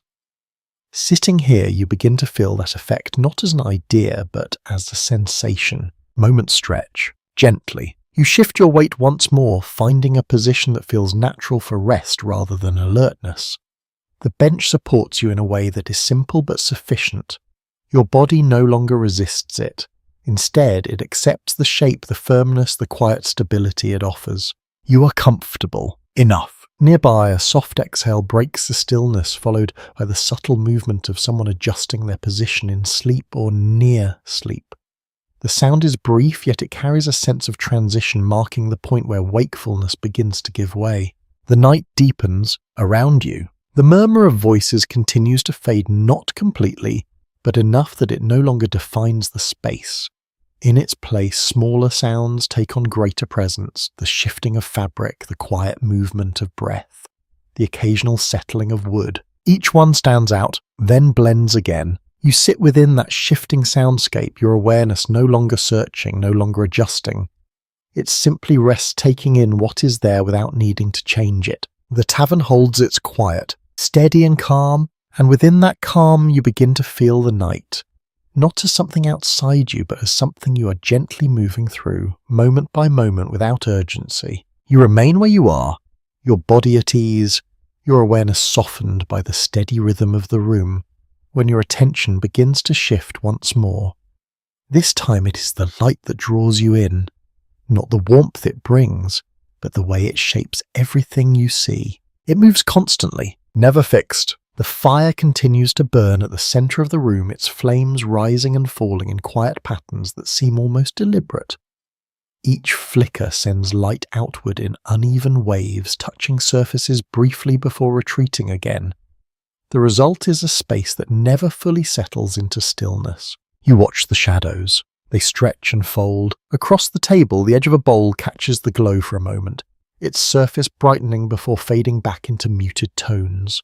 The same happens with a cup, then a hand, then the curve of a cloak draped over a bench. Nothing remains fully illuminated for long. Everything shifts. In small ways, a commonly recognized feature of pre-modern interiors is that firelight served as the primary source of illumination, creating an environment where visibility was always partial and constantly changing. As you sit here, that reality feels immediate, shaping not only what you see but how you experience it. Details appear, then soften. You notice how faces are revealed in fragments. A cheek catches the light, then falls into shadow. Eyes reflect a brief glimmer, then disappear again. Expressions become fluid, less defined, shaped as much by movement as by form. It feels different from daylight. You lean slightly forward, watching how the light responds to your movement. Your hands become brighter as they move closer to the fire, their outlines clearer, their texture more visible. When you settle back again, they return to softer shapes, their edges blending into the dimness around them. The change is immediate and gentle. A lesser-known observation in discussions of historical scene is that such environments often influence perception, encouraging a slower, more attentive way of seeing. As you remain still, you begin to feel that shift in yourself, your gaze lingering longer, your attention settling more deeply into each detail. You do not rush. There is no need. Across the room, a figure adjusts their position, and the light follows, tracing the movement in brief, uneven strokes. The fabric of their clothing catches the glow in places, creating small highlights that move as they do. It gives the impression of motion even after they become still again. Light continues. Where movement has ended, you glance towards the walls, their surfaces marked by age and use. The firelight reveals textures that might otherwise go unnoticed, small irregularities in the wood, faint lines and patterns that speak of time and wear. They appear for a moment, then fade as the light shifts away. Nothing is fully held. Everything is temporary. Some historical interpretations suggest that such lighting conditions contributed to a more intimate atmosphere where the boundaries of space felt less rigid and more fluid. As you sit here, you can sense that fluidity not as a concept but as a lived experience. The room feels closer, yet wider. You rest your gaze near the hearth again, watching how the flames move in quiet cycles. A piece of wood shifts slightly, and the fire responds, brightening for a brief moment before settling once more. The change sends a ripple of light outward, touching every surface in a new pattern. You follow it, without effort. The ceiling above remains mostly in shadow, its structure only hinted at by faint outlines. The beams seem to appear and disappear depending on how the light reaches them, creating a sense of depth that is felt more than clearly seen. It feels distant, yet present. You lower your gaze again, noticing how the floor reflects the firelight in softer, more diffused ways. The worn surface absorbs much of the glow, allowing only a faint shimmer to remain. It gives the impression of warmth without brightness, a quiet foundation beneath everything else. Even the ground participates. In its own way, a subtle movement near the edge of your vision draws your attention. Someone passes slowly through the room, their form shifting as they move through alternating light and shadow. For a moment they seem more shadow than person, then more person than shadow, then something in between. You watch them pass, then they are gone. A curious detail sometimes mentioned in studies of firelit environments is that the human eye adapts differently in such conditions, favouring motion and contrast over fine detail. As you observe the room, the idea feels real, shaping what you notice and what you allow to fade. You see what moves, you sense what remains, you lean back slightly, letting your gaze soften rather than focus. The light no longer feels like something to follow closely. Instead, it becomes part of the background, a constant presence that shapes the atmosphere without demanding attention. It surrounds you, quietly. The fire continues its steady work, illuminating the room just enough to sustain its life, just enough to hold the night at a distance.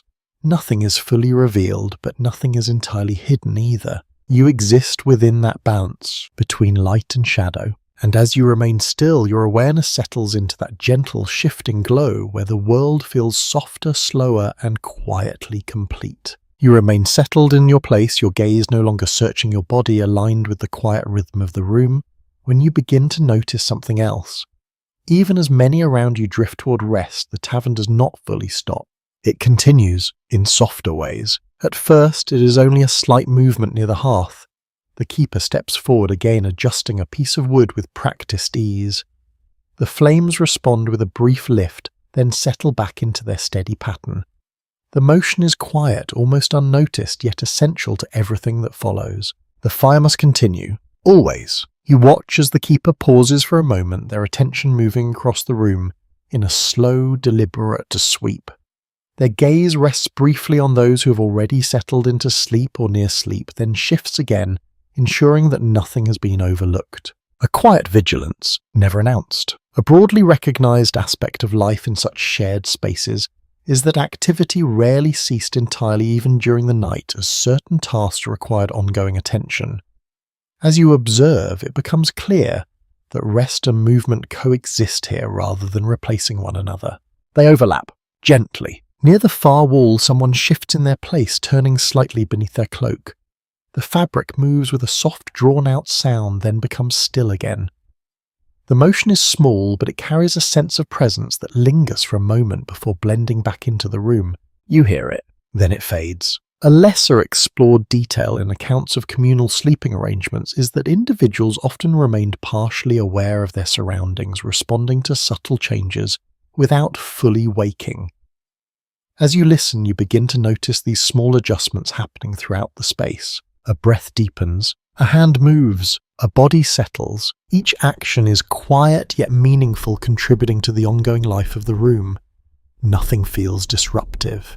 Instead, it forms a continuous thread that runs through the stillness. The tavern never fully sleeps. You shift your own position, slightly adjusting your shoulders against the bench. The movement is slow and careful, guided by the same instinct you see in others. The wood beneath you responds with a faint creak, then holds steady once more. You become still again. Easily. Across the room, a cup is lifted and set down the sound soft but distinct in the quieter atmosphere. Someone remains awake, perhaps lingering in thought or simply not yet ready to rest. Their presence does not disturb the room, it becomes part of it. Wakefulness exists alongside sleep. Some interpretations of historical nighttime behavior suggest that segmented patterns of rest were common with periods of quiet wakefulness woven into the night. As you sit here, that idea feels natural, not unusual. The night is not a single state. It shifts. The firelight continues to move, casting slow, steady shadows that stretch across the floor and walls. In this quieter phase, the movement feels more pronounced, not because it has changed, but because there is less to compete with it. You notice it more, without effort. Near the door, a faint sound emerges as the wood settles against its frame. It is not the sound of opening or closing, but of something adjusting, responding to the difference in temperature between inside and outside. The building responds like everything else. You rest your hands together again, feeling the warmth that remains within them. It is no longer something you actively seek. It has become part of you, carried quietly from moment to moment. The fire has done its work and continues to do so. A soft exhale from somewhere nearby draws your attention again, followed by a slight shift of weight as someone finds a more comfortable position.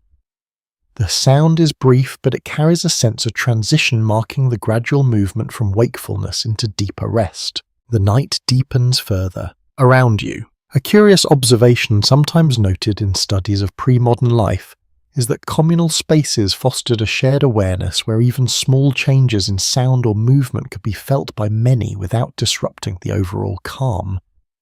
As you sit here, that awareness feels present, connecting each individual to the others in subtle ways. Nothing is isolated. Everything is felt. You lean back slightly, allowing your body to rest more fully against the bench. The firmness of the wood no longer feels intrusive. Instead, it provides a steady support that requires no adjustment, no attention. You are settled. Completely. The keeper moves once more, this time toward a small area near the wall, where a few items are arranged with care. They adjust something briefly, then return to the hearth, their presence continuing its quiet cycle. Always moving, never hurried. You watch for a moment longer, then allow your gaze to soften again, no longer focusing on any single point. The room holds its balance, the interplay of rest and motion continuing without interruption. The tavern breathes in slow, steady patterns, and within that rhythm you remain still aware of the quiet life that continues around you, even as the night carries many towards sleep. You remain still, your body resting easily against the bench when your awareness begins to shift once more. This time it is not drawn by movement or sound, but by something more subtle. It arrives slowly, carried in the air itself. A different layer of scent, not new, just more noticeable now. Earlier, the warmth and food softened everything, blending smells into something comforting and full. Now, as the room quiets and your senses sharpen, you begin to notice what lies beneath that surface. The reality of shared space. You take a slow breath, yes, and the air reveals its complexity more clearly. Smoke still lingers, though lighter than before. The scent of food remains, but it has settled into something faint and distant. In its place, other traces emerge, quieter but persistent. Damp fabric, worn leather, human presence. A well-grounded observation about life in medieval interiors is that cleanliness was limited by available resources, especially during winter when water was cold and difficult to access. As you sit here, you begin to understand how that reality shapes the atmosphere of the room. It is not unpleasant, but it is real. You shift slightly, adjusting your position, and the scent changes again. A nearby cloak releases a faint earthy smell as it warms near the fire, moisture rising slowly from its fibres. The effect is subtle yet noticeable, adding another layer to the environment. Everything carries a trace of where it has been. Across the room, someone moves in their place and the air stirs gently, bringing with it a brief shift in scent. It passes quickly, blending back into the whole before it can be separated into parts. Nothing remains distinct for long. A lesser mentioned detail in accounts of shared lodging is that People became accustomed to such conditions, their awareness adjusting over time until these elements no longer stood out. As you sit here, you begin to feel that adjustment taking place. At first, it draws your attention, then it fades. You rest your hands loosely in your lap, your posture unchanged, your breathing steady. The air no longer feels heavy in the way it did when you first noticed it. Instead, it becomes part of the background integrated into your sense of the space. You accept it without resistance. Nearby, a figure shifts beneath their cloak, the fabric moving with a soft sound. As they settle, again, a faint scent follows, then disappears as quickly as it came. The moment is brief, yet it adds to the layered presence of the room. Everything is shared, even the air. Some historical reflections suggest that communal living required a level of tolerance and adaptation that modern environments rarely demand. As you consider this, it feels less like tolerance and more like a quiet adjustment of expectation. Nothing here is isolated, and nothing needs to be. You take another slow breath, allowing the air to move through you without focusing on its individual elements. The scents blend together once more, forming a single atmosphere that defines the tavern as clearly as its walls and fire. It becomes familiar. In its own way, you glance toward the hearth, again noticing how the heat continues to rise and spread, subtly shifting the balance of the room. As it moves, it carries scent with it, redistributing what lingers in the air, preventing any one element from settling too heavily in a single place. The fire does more than warm. It shapes everything. A quiet movement near the table draws your attention as someone adjusts their belongings, perhaps preparing for rest or simply seeking a more comfortable position. The sound is soft, the motion careful, and the effect on the room is minimal. Nothing disrupts the calm. You remain still, your awareness now encompassing this fuller sense of the environment. The earlier focus on warmth and comfort has expanded to include the less ideal aspects, not as something separate but as part of the same experience. It feels complete because of it. A curious detail sometimes noted in historical discussions is that strong scents, whether pleasant or not, often became markers of place, helping individuals recognize and remember specific environments. As you sit here, you begin to understand how this tavern carries its own identity through the air itself. It is unmistakable, even without sight. You lean back slightly, allowing your body to settle further into the bench. The firmness beneath you feels steady. The warmth around you consistent, and the air with all its layers feels less intrusive and more natural. You have adjusted fully now. The room continues in its quiet rhythm, the sounds, the light and the scents all working together in ways that no longer require your attention. They simply exist, supporting the experience without demanding focus. You are part of that balance. Without effort, the night deepens outside, unseen but still present, while inside the tavern holds its steady form shaped by everything it contains, both comfortable and imperfect. And within that space you remain calm, aware and quietly at ease. You remain settled where you are, your body fully adjusted to the quiet atmosphere, when your attention begins to drift toward the people who continue to move through the space. Even as many rest or grow, still a few figures remain active, their presence steady and purposeful. The tavern continues. Through them, you notice one person near the hearth, their movements calm and practiced. They lean slightly forward, adjusting the position of a pot, then step back just enough to observe its contents. Their hands move with a familiarity that suggests repetition or effort. This is routine, learned over time. A widely supported view of labour within medieval spaces is that tasks often followed patterns shaped by necessity, with roles emerging through skill, experience and circumstance rather than strict formal assignment. As you watch, that pattern becomes visible not in clear divisions, but in quiet consistency. Each person knows what to do. Another figure crosses the room, slowly carrying a small bundle of cloth. Their steps are careful, measured to avoid disturbing those who have settled into rest. They pause briefly near a bench, adjusting the fabric over someone who's already fallen asleep, then continue on without drawing attention. A small act, but thoughtful. You follow their movement as they pass through the shifting light, their form appearing and fading as they move between brighter and dimmer parts of the room. The fire reflects off the edges of their clothing, giving shape to each step without fully revealing detail. They belong here, in motion. A lesser highlighted detail in accounts of tavern life is that much of the labour, especially during quieter hours, was subtle and continuous, maintaining the environment rather than changing it. As you observe these actions, you begin to see how the space depends on such quiet efforts. Nothing happens suddenly. Everything is sustained. Across the room, the keeper returns again, their presence steady as before. They pause near a table adjusting a cup that has been left too close to the edge, then glance toward the hearth, ensuring that the fire remains strong. Always attentive, without interruption, you notice how others respond to these movements even in rest. A slight shift of posture, a brief opening of the eyes, then stillness again. It suggests a level of awareness that does not fully disappear even in sleep. The room remains connected. In subtle ways, some interpretations of medieval domestic life propose that shared environments encouraged a form of collective responsibility where individuals contributed to the space in ways both visible and unseen. As you sit here, that idea feels present, not through instruction but through action. Everyone plays a dear part. Even quietly, you adjust your position slightly, feeling the bench beneath you, the warmth around you, the air moving gently through the room.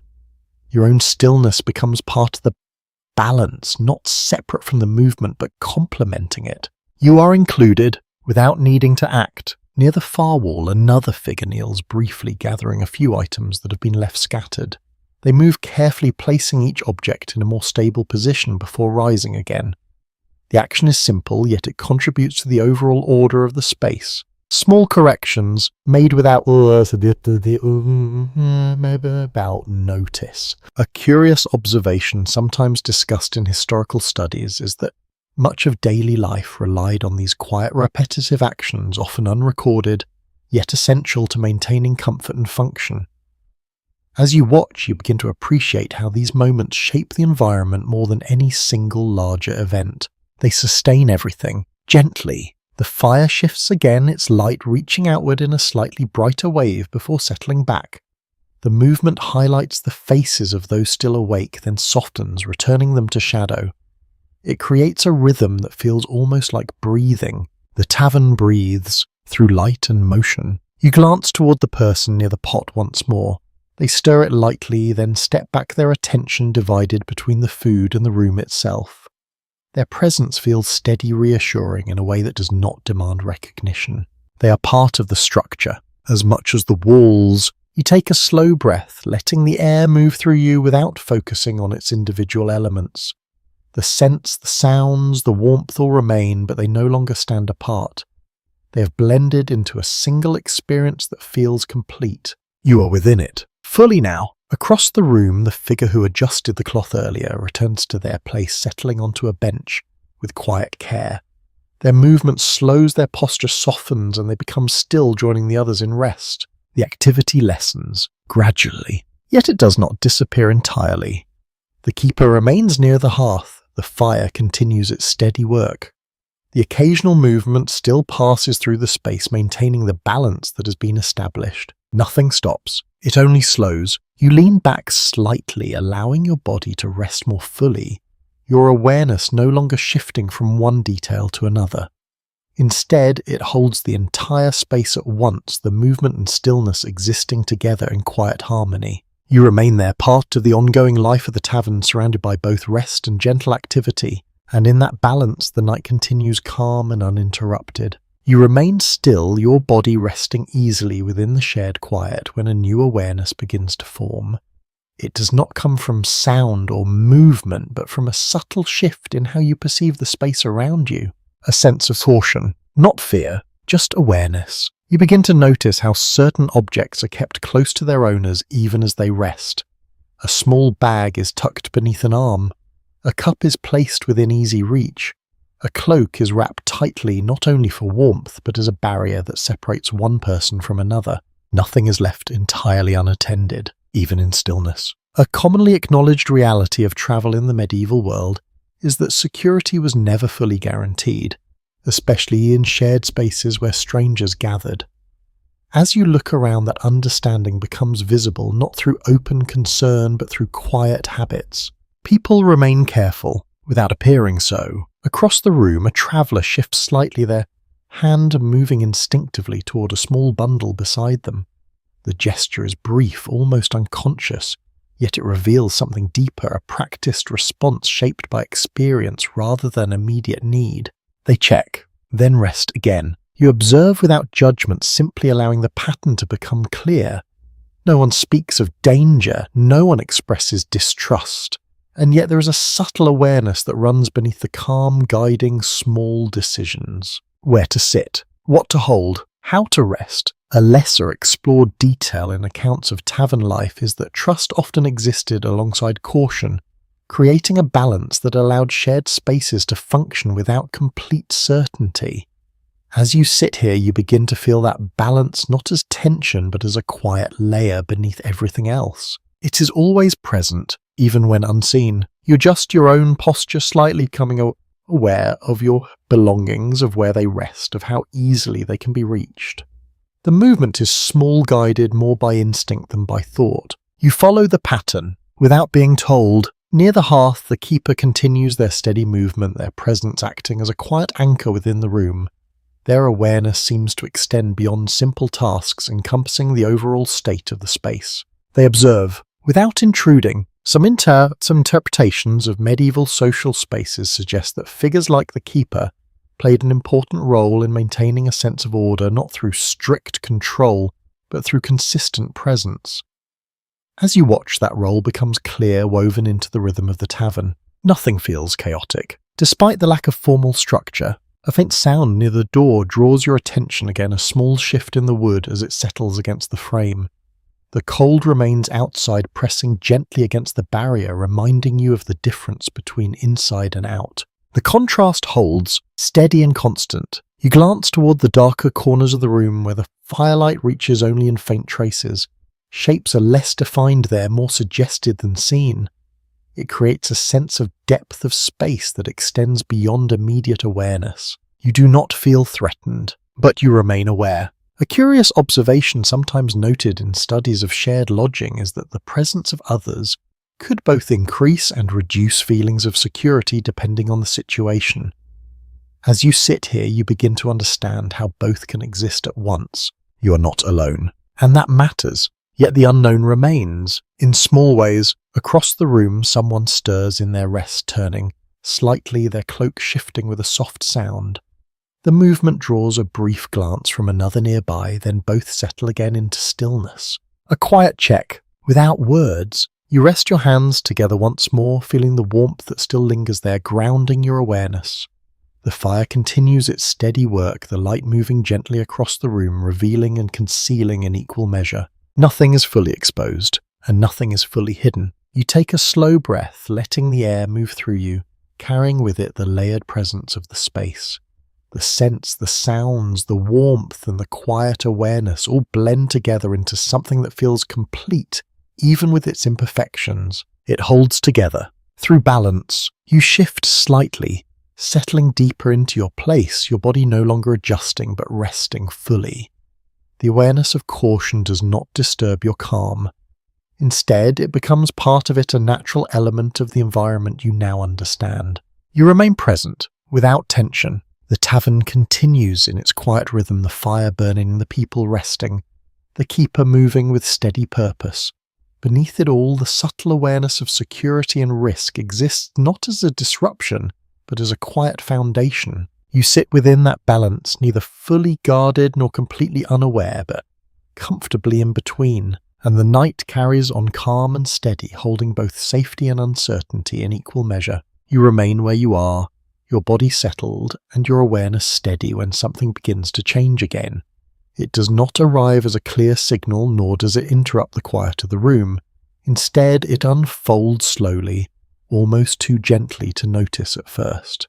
The night is shifting. Toward morning, you feel it before you see it. The air holds a slightly different quality, less dense than before, as if something beyond the walls has begun to soften. The warmth inside remains steady, yet the presence of the outside world seems to press in just a little differently. subtle, but real. You lift your gaze toward the door, then toward the small openings in the walls where faint traces of light had earlier been swallowed by darkness. Now those same spaces feel altered. Not brighter exactly, but less completely dark. A quiet thinning of the night. A commonly understood aspect of pre-industrial life is that the transition from night to morning was often gradual and guided by natural cues rather than sudden change. Sitting here, you begin to experience that shift in real time, not as a dramatic event, but as a slow unfolding. You notice it, then notice it more. Nearby, someone stirs, their movement slightly more active than before. A hand lifts to adjust a cloak, then falls again, but not into the same depth of stillness. The body beneath it feels closer to waking, though not fully there yet. Rest is loosening, gently. The fire continues its steady burn, though its light now feels less dominant. It still shapes the room, still casts its moving shadows, but it no longer stands alone against complete darkness. Something else is beginning to share that space. A quiet presence. At the edges, you shift your posture, slightly straightening just enough to sense the change more clearly. The bench beneath you remains firm, the warmth around you consistent, yet your awareness begins to extend beyond the immediate comfort of the room. You are listening for something new. A lesser discussed detail in studies of daily rhythms is that early rising often began before full daylight, guided by subtle environmental changes rather than visible light alone. As you sit here, you begin to understand how that awareness develops, how the body senses what the eyes cannot yet fully see. It is instinctive, quietly so. Across the room, another figure shifts more noticeably, sitting up slightly before pausing, as if uncertain whether to fully wake. Their movement is careful, not wanting to disturb those still resting, yet it carries a different energy than before. The room is changing, without losing its calm. You glance towards the hearth again, noticing how the flames continue their slow movement, though their brightness now feels softer in comparison to the emerging light beyond. The shadows they cast remain, but they no longer define the entire space. The balance is shifting, gradually. Some historical perspectives suggest that mornings in such environments often began with a quiet transition period where wakefulness spread slowly through the room rather than arriving all at once. As you observe the space, you can see that pattern beginning to form. One person stirs, then another, not together, but connected. You take a slow breath, feeling the air move through you, carrying with it a faint change in scent. The smoke remains, the warmth still present, but there is a lighter quality now, as if the space itself is preparing to open. It feels different, but familiar. A curious note sometimes mentioned in accounts of early morning life is that the first awareness of dawn often came through sensation rather than sight, a subtle shift in atmosphere that signaled the approach of light. Sitting here, you experience that shift not as an idea, but as a quiet certainty. Morning is near, even if unseen. You rest your hands on the table again, feeling its surface, its warmth, its steady presence. The tavern remains what it has been through the night. A place of shelter, of shared space, of quiet endurance. Yet something new is approaching. You sense it, without needing to see it. Around you, the room continues its gentle transformation. Those who are deeply still begin to move slightly their rest, becoming lighter, their awareness returning in small, careful ways. The sounds of the space shift again, not louder but more varied. A breath, a movement, a soft adjustment. Each one marks the gradual return of wakefulness. The night has not ended, but it is no longer complete. You remain seated, aware of both the warmth that has carried you through the dark hours and the subtle change that now begins to guide you forward. The tavern holds both states at once, rest and waking night, and morning stillness and motion. You sit within that transition, calm and steady, your body ready, your awareness open. And somewhere beyond the walls, the first light continues its quiet approach. You remain seated as the quiet transition continues, your awareness now gently leaning toward what comes next. The room no longer feels suspended in the stillness of night. It has begun to move again slowly, almost reluctantly, as if the warmth within encourages you to stay just a little longer. But you know, you will leave soon. You glance toward your cloak, still wrapped loosely around your shoulders, its weight now familiar and reassuring. It has held the warmth you gathered through the night, storing it quietly, ready to carry it with you when you step outside again. A small preparation, already underway. A widely recognized aspect of life in colder historical periods is that leaving a warm shelter required both physical and mental readiness, as the contrast between indoor comfort and outdoor conditions could be stark. As you sit here, you begin to feel that awareness returning, not as urgency, but as quiet anticipation. The cold is waiting. Beyond the door, you reach up and adjust the fold of your cloak, pulling it slightly tighter around your neck. The motion is slow and deliberate, guided by what you have observed throughout the night. You are no longer reacting to the cold. You are preparing. Before it reaches you, across the room, others begin similar movements.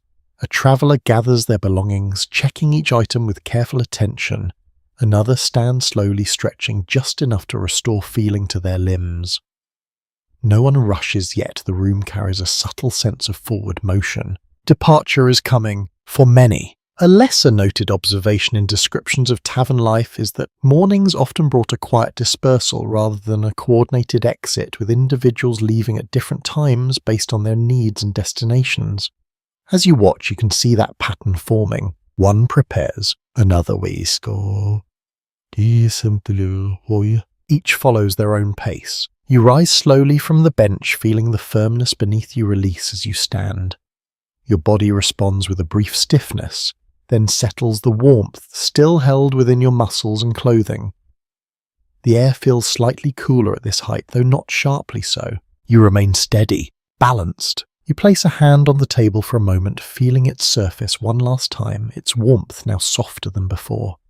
The fire continues to burn, though its role has shifted again, no longer the sole source of light, but still essential. It remains, even as the room changes. Some historians have proposed that early departures were often timed to make the most of daylight hours, especially during winter when light was limited.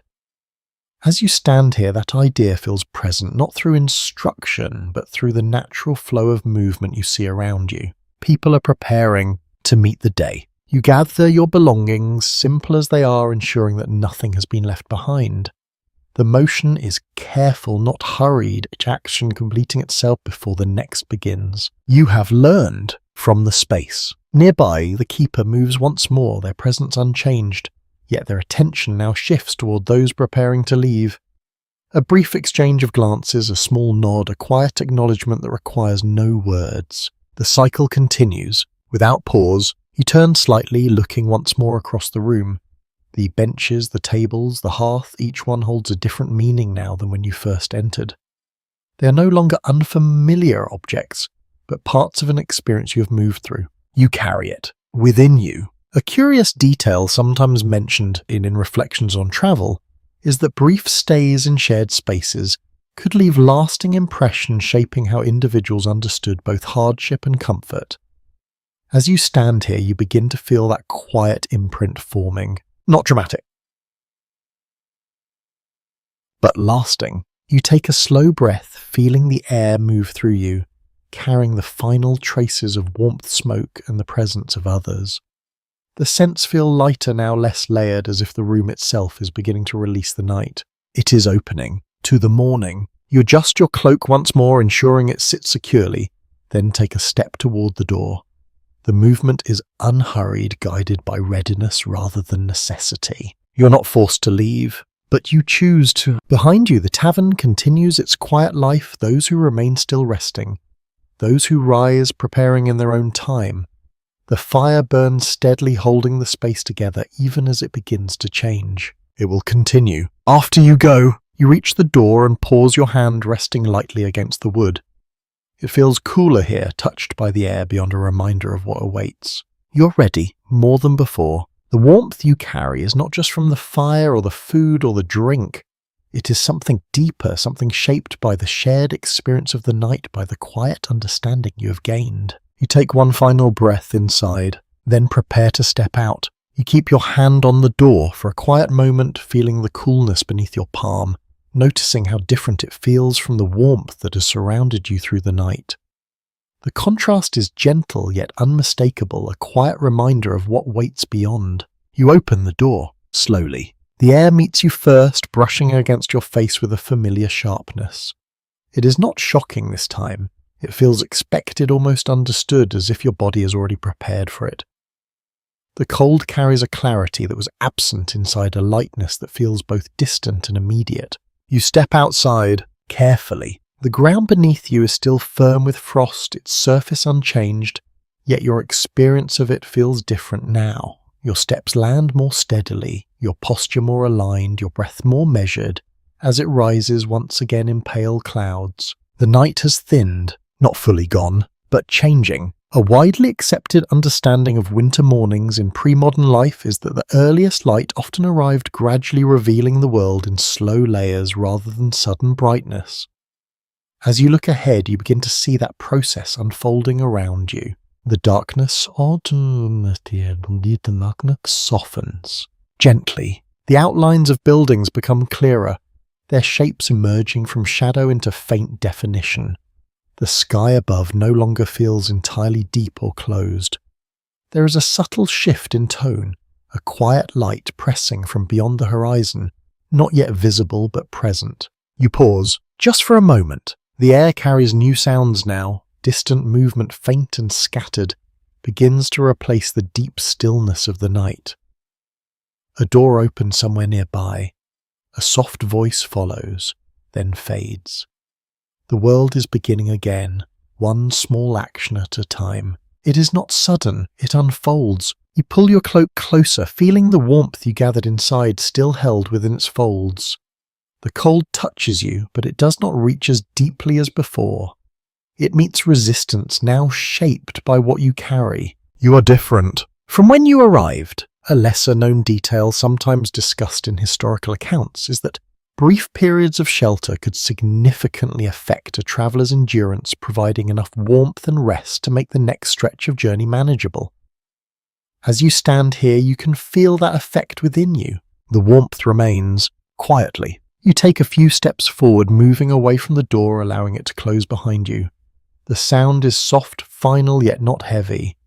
The tavern remains there, holding its space, continuing its rhythm without you. It does not follow, and it does not need to. You glance back once, noticing the faint glow that still escapes through its edges. The fire inside continues steady and unchanged, serving those who remain as it served you. The night lives on. Within those walls, some reflections on travel in earlier times suggest that places of rest were not just stops along a path, but experiences that shaped how the journey itself was understood. As you stand here, you begin to feel that truth, not in a grand way, but in a quiet, lasting sense. You carry the memory as part of your path. You turn forward again, your attention returning to the road ahead. The faint light grows slightly stronger, though still gentle, revealing more detail in the world around you.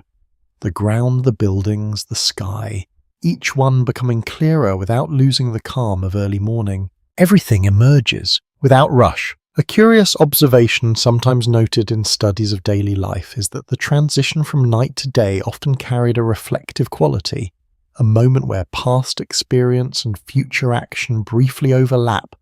As you walk, you feel that overlap within you. You have been there, and now you move on. You take another slow breath, the air cool and clean as it fills your lungs. The scents of the tavern have faded, replaced by the open space of the morning. Yet something of them remains not in the air, but in your awareness. The warmth, the presence, the quiet understanding. You continue walking, your steps steady, your body prepared, your mind calm. The road ahead stretches forward unchanged in form, yet different in how you meet it. You are not the same as before, and that change is enough. You walk on as the first light continues to grow soft and patient, spreading across the world without urgency. The cold remains, but it no longer feels overwhelming.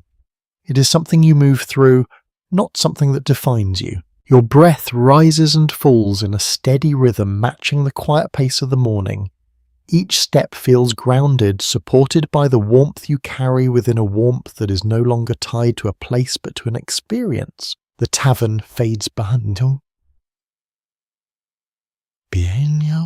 Gently, Yet its presence lingers not as a memory you must hold on to, but as something that has already settled into you. The fire, the voices, the shared space, all of it remains in a quiet, steady way. You do not need to return. You already carry it. The light grows a little stronger, revealing more of the path ahead, though never all at once. The world continues to open slowly, just as the night had closed, moving at a pace that does not demand anything from you. You follow it, without effort. Your body feels balanced now, neither tense nor heavy. Your awareness calm and steady. The cold air brushes against your face, but it no longer feels sharp. It feels clear, refreshing, part of the same world that held you through the night. Everything connects. In quiet ways, you continue forward your steps, even your breath steady, your mind at ease. The morning carries you gently, not pulling, not pushing, simply allowing you to move with it. And as you walk, the world settles into a soft, peaceful rhythm, one that asks nothing of you, one that allows you to simply be. Sleep well,